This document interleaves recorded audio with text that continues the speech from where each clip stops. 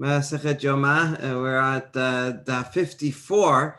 Some really beautiful agadot today. We're going to start off with the question of where is the Aron and see 2-3 different opinions. And that will lead into a discussion of the Aron and the Keruvim as a symbol of the intimate love between HaKadosh Baruch Hu and Bnei Israel.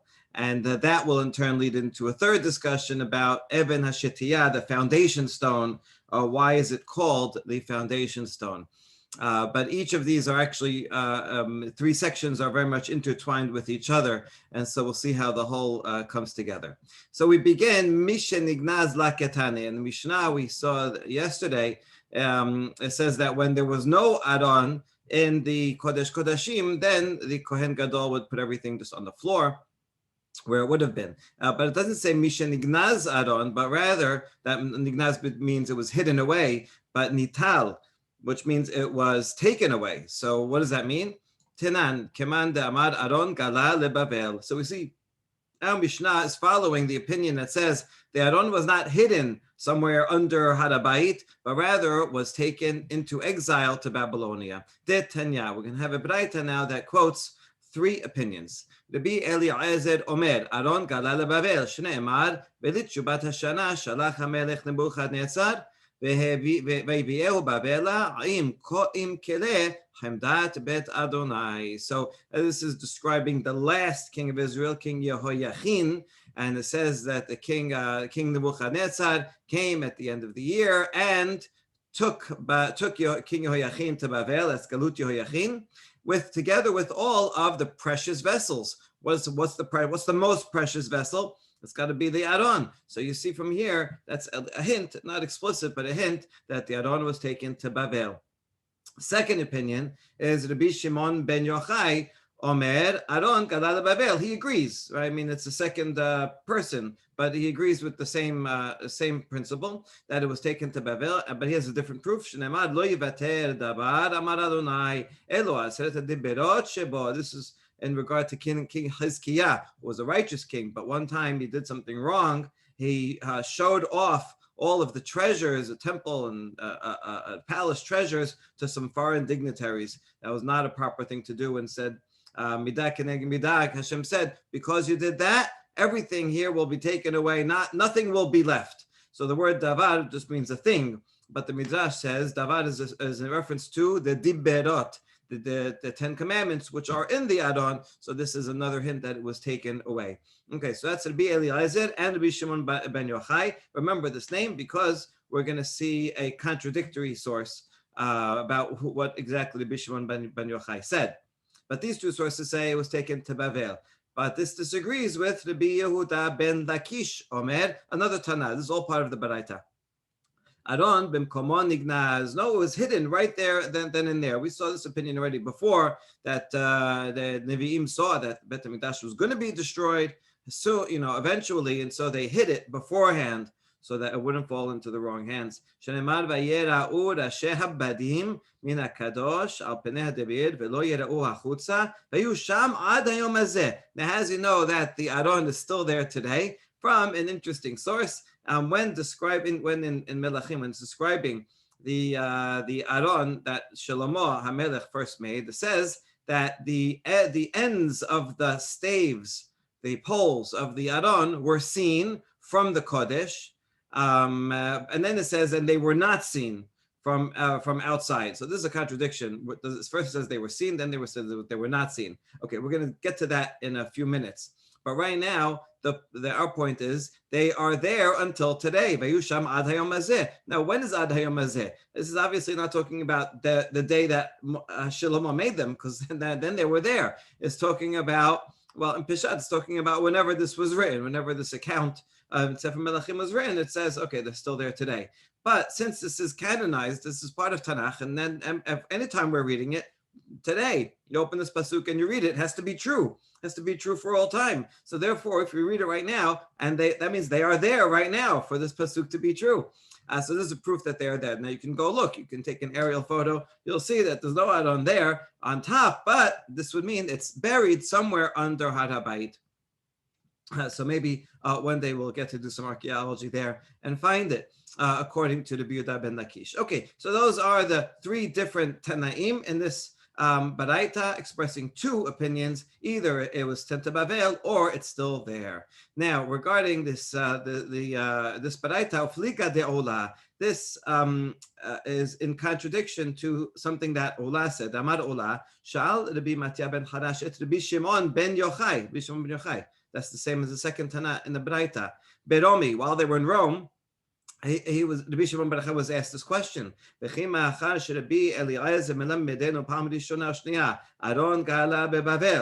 So this the question is interrupted here by the editor of the Gemara. But the point of the question is to Rabbi Shimon ben Yochai. Rabbi Eliezer, the first opinion of Braita, taught us once and twice. He has a lot of proofs that the Aron went to Bavel. How come you say that it's still there? Right? So you see, according to that, Rabbi Shimon ben Yochai thinks the Aron is still on Harabait, not that it went to Bavel. So that's the contradiction between the Braita and this report of Ola. Okay, so anyway, let's get in. Let's look at what the source is here, what the tangent is here. Since it says here, Rabbi Eliezer taught us once and twice. Now, when did it teach us this twice? Once, we already said, with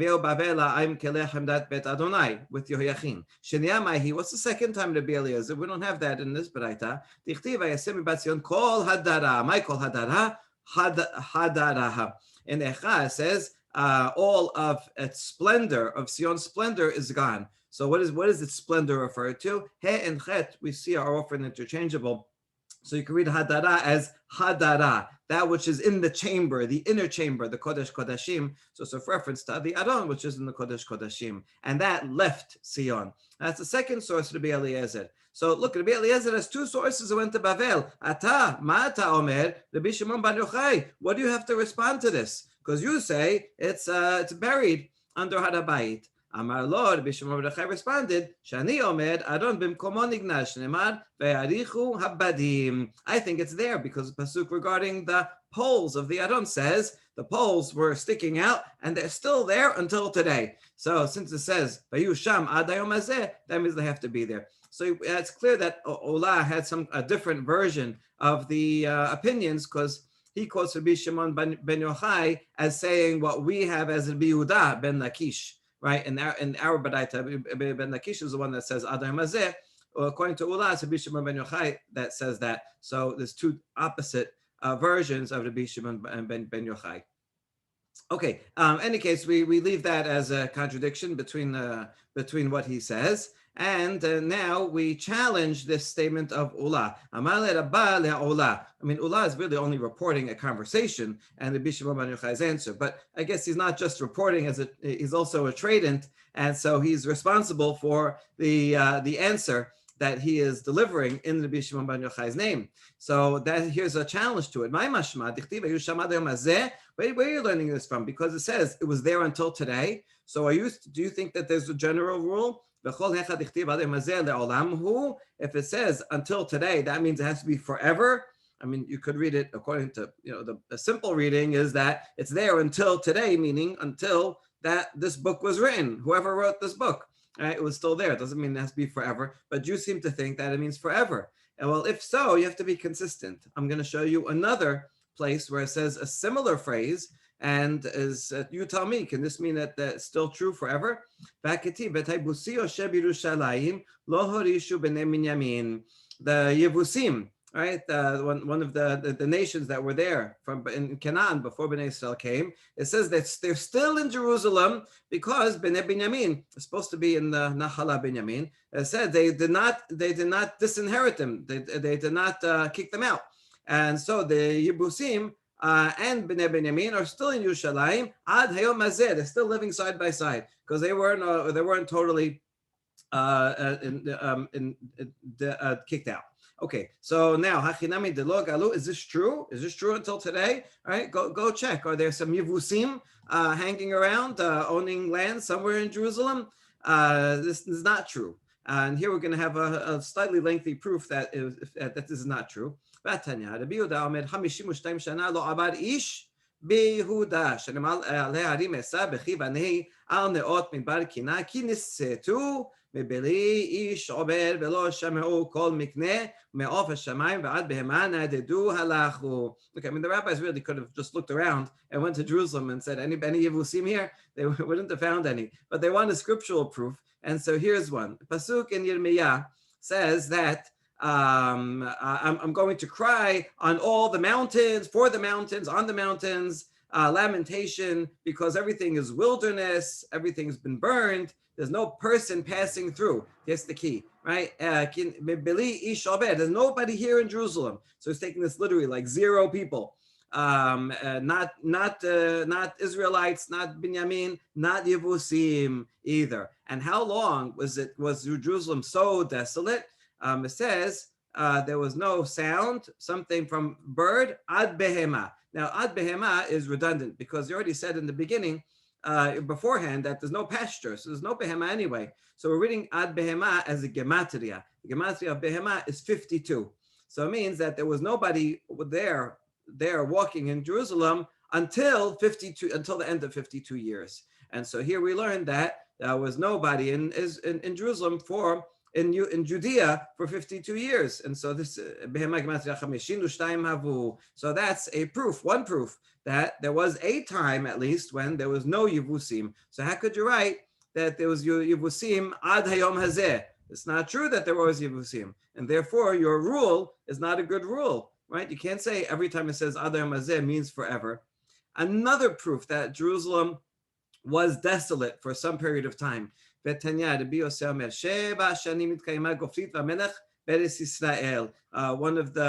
kilalot in Devarim says it's going to be like Sodom, it's going to be destroyed, all like salt and fire and brimstone, right?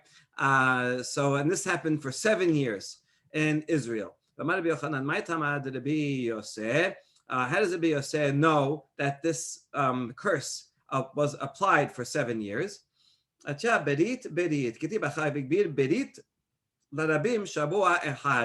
time it says berit in Sefer Daniel. Daniel is when he sees that the future of the 70 years of Yirmiyah interprets it as 70 times 7, 70 shemitot, and one of those shemitot, he calls it a week, but it means a week of years, is going to be when Higbir berit larabim, that is going to be the berit is going to be strong over the many.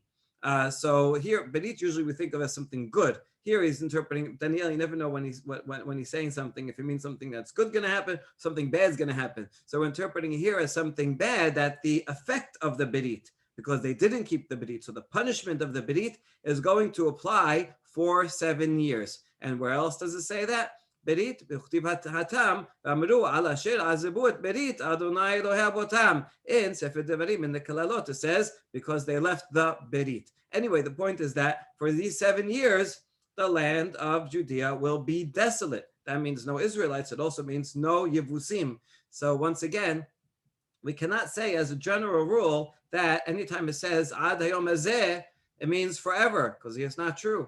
But Allah has an answer. Amar le hacha ketiv sham, hatav la ketiv sham. There is a difference between if the two phrases, if you look more carefully. Regarding the poles, it says vayu sham ad hayom hazeh, that those poles are there until today. Regarding the Yevusim, it just says that the Yevusim, there are vayeshav haYevusi ad hayom hazeh. It doesn't say that the vayeshav haYevusi sham, right? Ad hayom hazeh. I mean, truth, it doesn't have to say sham because it says with Bnei Binyamin bi Yerushalayim. It doesn't say sham because it actually names the place where they were. Okay, in any case, he says it's the word sham, that's the key. And so it's not the exact same phrase. So that's his rule. When it says sham, that has to be forever. Without sham, it doesn't have to be forever. Okay, fine. Ula, you think you got out of it? Now we have another question. So anytime it says sham, then you agree that's forever? I have another source to challenge you, Metibe. Umehem min bnei Shimon halachu lahar seir anashim 500 uflatya un arya urfaya ve'uziel bnei Yishri berosham vayaku et sherit hapilata lamalek vayeshevu sham ad hayom hazeh. Here's a pasuk in the Devarim that talks about how the Bnei Binyamin, part of the Shevet Binyamin, went to Seir, and they took with them all these people, and they killed the remnant of Amalek who were there. And they dwelt in that city. In other words, the Bnei Shimon lived there in Seir, there ad hayom. So here's his sham and ad hayom, and that has to mean that you have to go there and you have to find it for all time. They must be sitting there. But this is not true, because we have a general rule. Very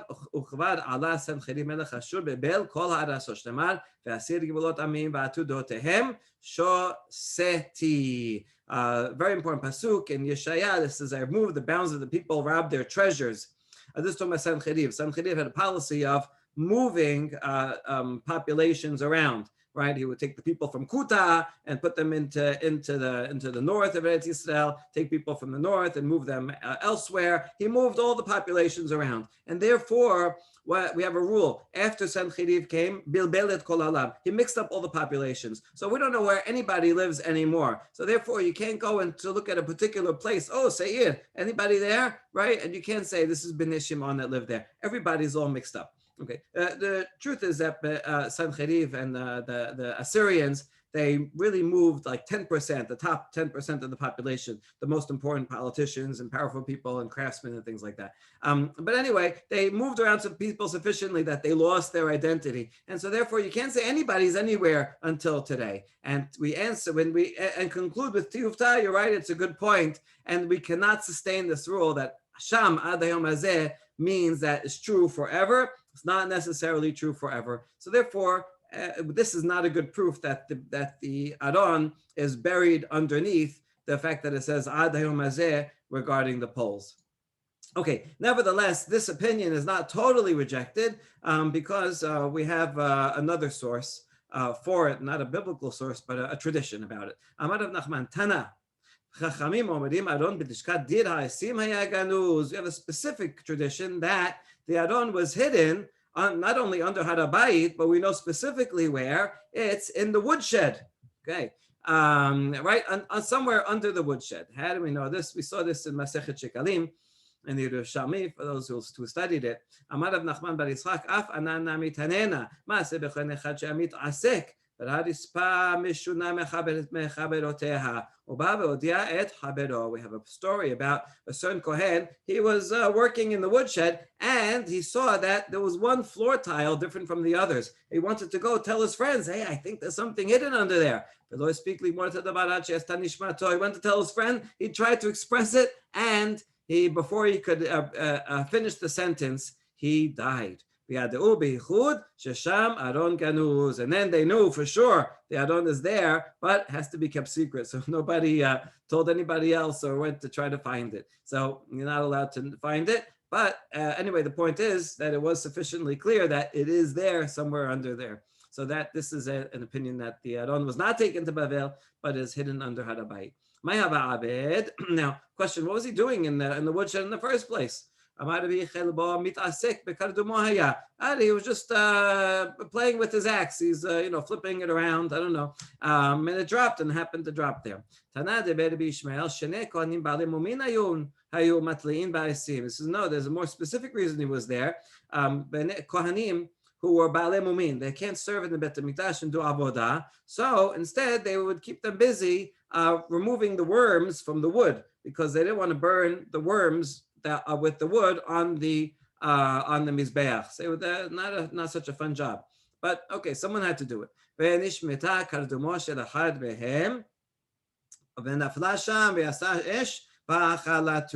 So their axe, I guess they need their axe to look for the worms, and one of them fell and on that tile, and a fire came out and consumed him. So it's a slightly different version of the story. Not that he was trying to tell someone, but right then when it got loose, the fire came out and consumed him. Okay, either way, this is the tradition that it did not go to Bavel, but rather is found under the Harabayit and specifically under the woodshed.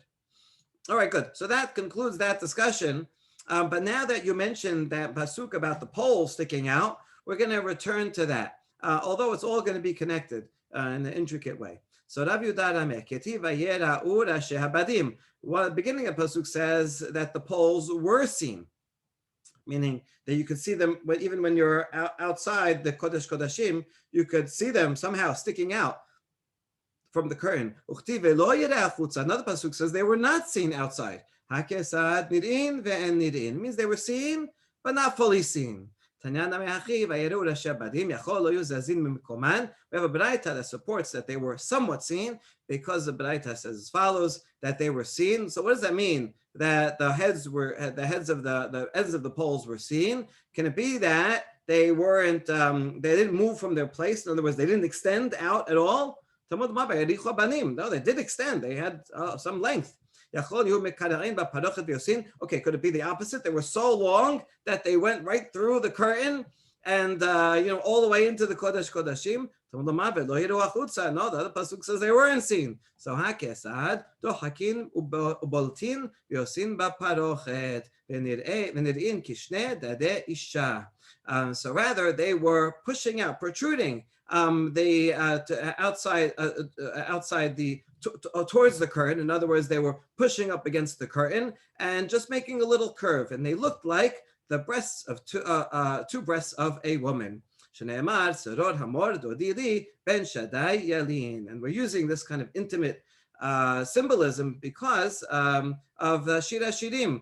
We know that in Shira Shirim it describes the love between a man and a woman as a metaphor for the love between Bnei Israel and Hakadosh Baruch Hu. And specifically, this pasuk is very interesting because it describes a satchel of spices that is between her breasts. So this was their form of deodorant, right? That people would wear a necklace with spices, right? So it would hang on her chest. So this is and is very beloved to her. This is a favorite, like a piece of jewelry. So this is interesting because it might be a reference to the ketoret. The ketoret, remember, where was it brought?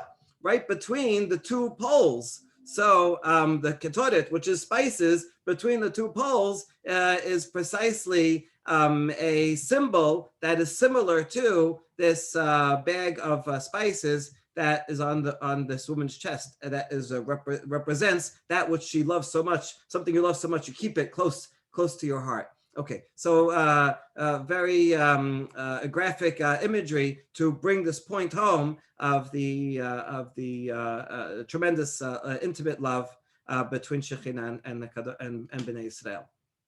All right, so now we brought all that and we solved the problem of these staves. Are they sticking out or not sticking out? So they're a little bit protruding.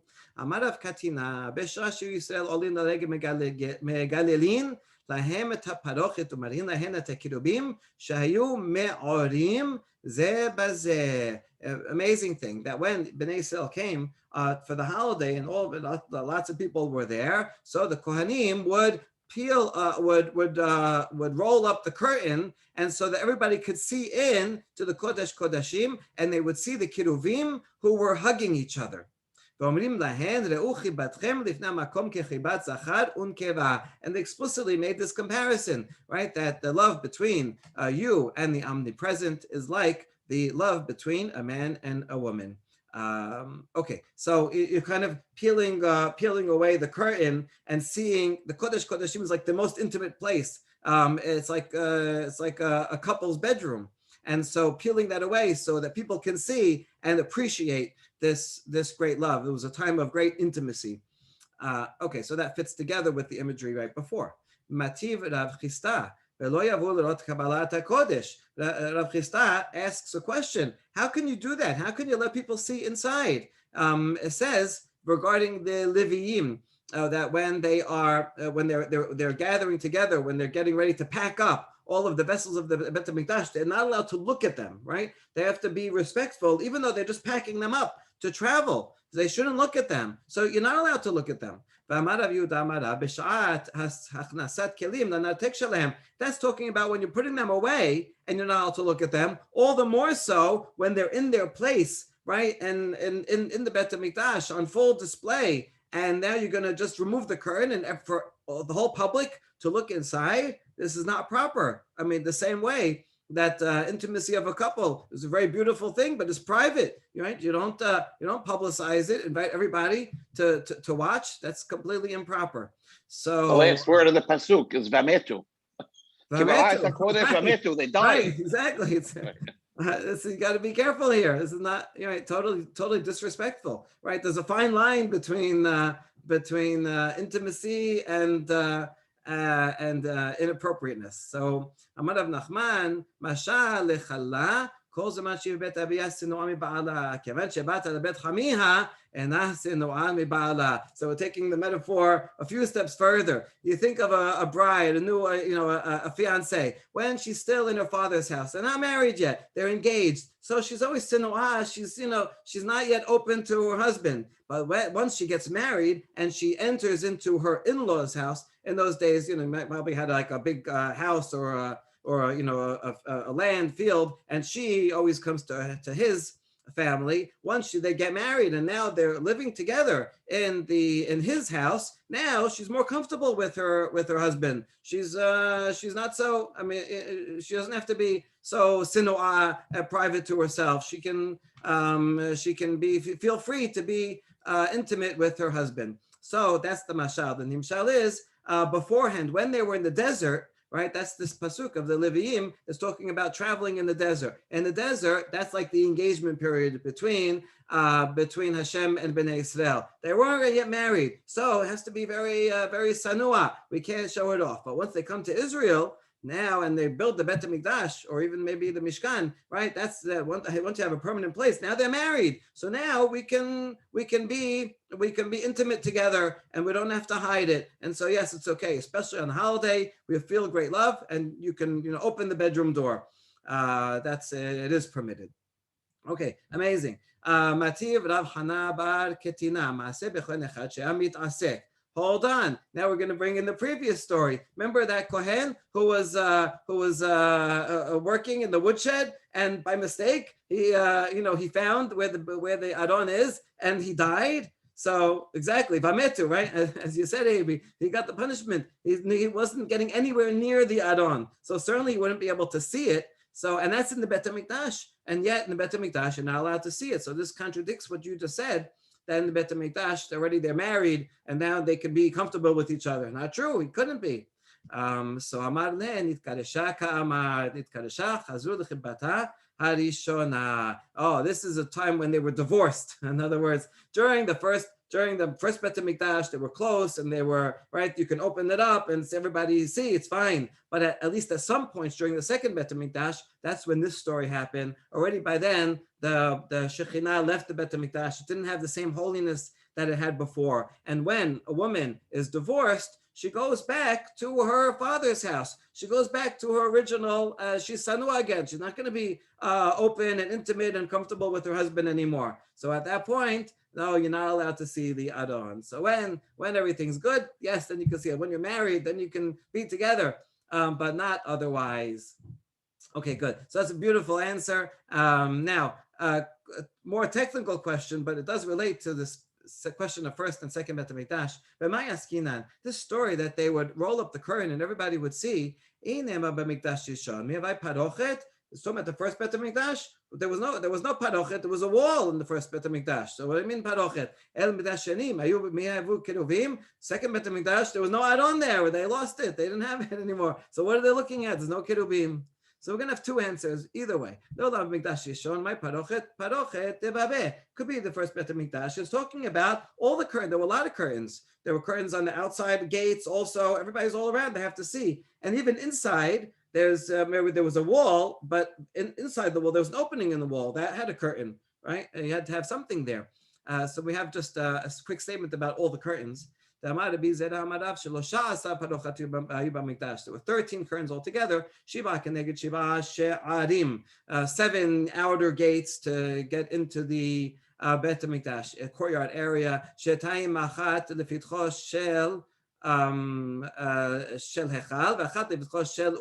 Another 2 were the entrance to the Hechal and the entrance to the antechamber, right, the foyer area before you get into the Hechal. and two in the Kodesh Kodashim, Ushtaim Kenegdan Ba'aliyah, and two above. There was an area above, like the ceiling area that you wouldn't usually go to, but it had holiness. Maybe if you have to fix something, change a light bulb or something, you might have to go there. So you see that there were in fact lots of curtains all around, and so there were curtains, so therefore it could be in the first Bet HaMikdash. That's one answer. So in at the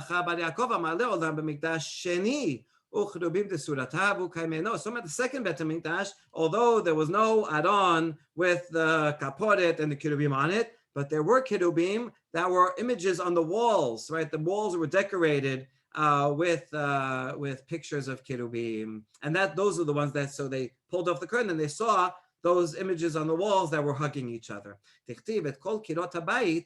Mesav kala kirubim v'timorot ufture sisim, and a couple of pesukim later, v'sipa zahav meyushar al hamechuke. So this is when King Shlomo built the Bet HaMikdash. He had them, the walls. The walls were carved all around with figures and kirubim and palm trees and flowers, and they were overlaid with gold. So you see that there were kirubim on the walls. That's what they would see, not the kirubim of the first Bet HaMikdash. Kema'ar ish veloyot. So in the next Perek, it says this unusual word that on the surface, on the sides, chiram engraved kirubim, lions' palms, and as the clear space on each allowed with spirals round about. So that's what the word veloyot is translated in JPS as spirals, decorations. But the Gemara has a deeper understanding. What does this mean, the space of these loyot?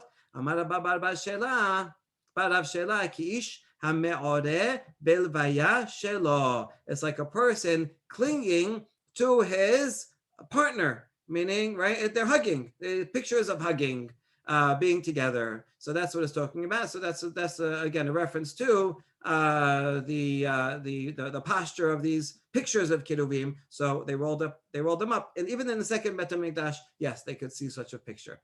Amar Resh Lakish בשעה שנכנסו גויים להיכל, ראו קירובים המאורים זה בזה ועושיון לשוק. When the Bet HaMikdash was destroyed, presumably the second one, they saw the kiruvim that were hugging each other. So I guess this means that it was the pictures, the engraved.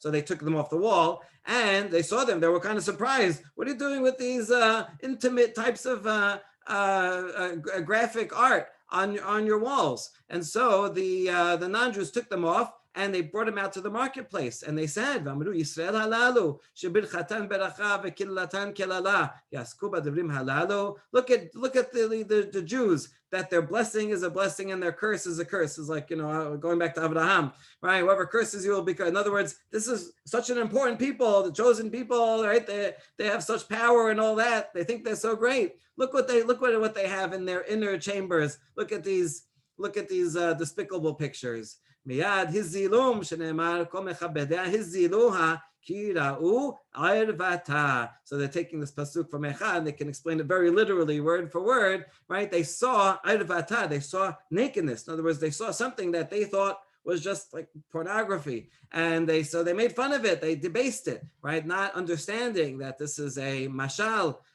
for the spiritual love between Bnei Israel and Hakadosh Baruch Hu. Okay, so very, very interesting. And so once again, this all goes back, right? It all fits together of the Kodesh Kodashim as a place of the greatest intimacy, and therefore the Kirubim hugging each other, and the poles with their imagery of a woman's breasts, right? So, right, it all comes together. So really, all of these symbols are this Shira Shirim metaphor of divine love. Okay, now we get to the last section, but even it's the next part of the Mishnah, but even this we'll see ties in to the previous section. So this stone, the foundation, the bedrock stone upon which the Kohen Gadol would place the Ketoret, it was called Shitiyah Tana, Shemimena Hushtat Haolam. It's called that because from there the whole world was founded. Right, this is the origin, is like the belly button of the world right there. Tenan, keman da'amar misyon nibra ha'olam. So our Mishnah is following the opinion that says the whole world was created from this spot. And if you think of like the Big Bang, right, come from one spot, this one spot was Jerusalem in the Kodesh Kodeshim right there. That's the origin spot of the whole world. Now, actually, there are other opinions about it, and we're going to quote all the opinions here in the following mysterious Baraita, the Tanya. Rabbi Eliezer Omed, Olam em sa'ito nibra. Rabbi Eliezer says the world was created from its center. Shene'emar besechet afad lamusak urgabim yedubaku. Okay, it's part of the lofty poetry of Eob. When dust runs into a mass, the clods cleave fast together. In other words, you think of all this dirt coming together, there's a small mass in the middle, and all the dirt adding and getting bigger and bigger and creating the earth. So that's opinion number one, that there was a center point and then it grew. Rabbi Yoshua Omer, Olam mina sedadin nibra shenemar ki lasheleg yomar have aretz v'geshem atar v'geshem mitrot ozo. So this is no the opposite. It didn't start from the middle and grow, but rather there was all kinds of material things, stuff on the outskirts. And that got smaller and smaller until it filled everything up inside. And we learn this from a different pasuk in the Yov that says, God told the snow, well, snow, where's the snow? Where's the rain come from? They come from the clouds up above, outside. So the snow, he says, become earth. So it closed in and created earth. So not from the inside out, but from the outside in. That's the second opinion. ביצחק נפחה אמר, אבן ירה הקדוש ברוך הוא בים, ממנו נשתת העולם, שנאמר, על מה אדניה הוטבעו, או מי ירה אבן pinataha. So the world was not created from a middle, not from the outside, but rather Hashem took a rock and threw it into the ocean, and from that rock in the ocean, that's how earth grew, land grew. Because it says yara could mean to throw, even pinata, the foundation stone was thrown in. Okay, that's all the first three opinions, but now we have one more. Hachamim omerim misyon nivra. No, none of these, but rather from Zion. That's the center point. That's the origin point of the whole world. Shneimar mizmor le'asaf el Elohim Adonai ve'omer misyon michlal yofi mimenu michlal yofyo shel olam. Since it says all beauty comes from Zion, so you see that all the beauty of the whole world, not only the beauty of Jerusalem, but everything comes from Jerusalem. Okay, so that's these four opinions, and our Mishnah must be going by the last opinion. That's why it calls the Kodesh Kodeshim rock, the Even HaShitiyah, that's the foundation stone.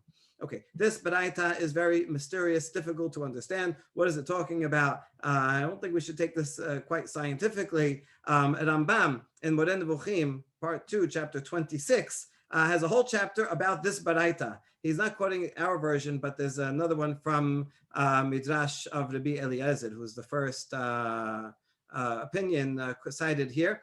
Rabbi Eliezer. Anyway, Rambam says that this is mysterious. Nobody knows what this means. So, okay, don't feel bad if you don't know what it means. But Rambam does seem to suggest that has something to do with how the world came to be. Does the first opinion here, or the first opinion, suggest that there was something before creation? In other words, not something from nothing, ex nihilo, but rather something from something, which would be Plato's point of view. Rambam seems to be hinting that there is a source. If you think scientifically that Plato is correct, that God created the world from something, you have a source to rely on. So that's how Rambam takes it. I think we could take it more philosophically, like what is the essence of the world? Is everything in the world basically one unified principle in the middle, or are there four principles? I mean, now in physics we have four principles of physics, rules of physics.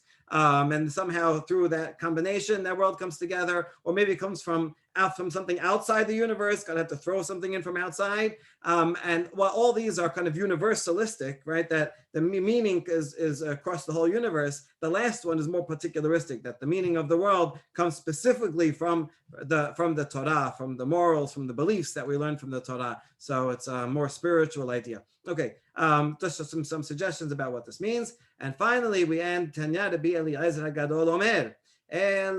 עוד אלה תולדות השמיים והארץ בהיברעם ביום עשות אדוני אלוהים ארץ ושמיים. Pasuk in Bereshit says These are toledot can mean generations. Here it means the products of that which is created by Shamayim and Aretz when they were created, when God made Eretz and Shamayim. So he learns from here, Todot Shamayim mishamayim nibru, Todot Aretz me'eretz nibru. Everything that was created in heaven was created from heaven. There was some essential point in heaven and everything there. But land, everything below the moon, is a different realm altogether, or maybe spiritual and physical, however you want to understand this. So these are two different realms. There were two origins, two starting points, and each one developed from those two starting points. That's the first opinion of Rabbi Eliezer. No, both on land and in heaven, the origin point is the same, and it's from Sion. It's going to be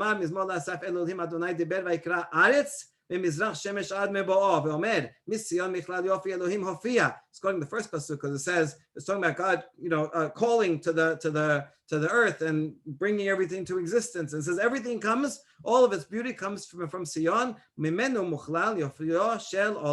From Sion comes the beauty of the whole world, even that in heaven, which is quite an amazing thing, that even the essence, the existence, the creation of heaven depends on the teachings of the Torah that emanate from Sion. I think this last point combines with everything we had before. This is the origin point. This is the point at which it gave birth, right? This is the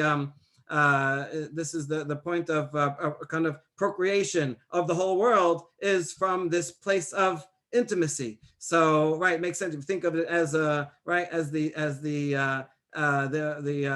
most private, most intimate place of the world, where the entire universe was conceived. So I think all these agadot that we saw today really come together for a beautiful message. Baruch Adonai Olam, Amen ve'amen.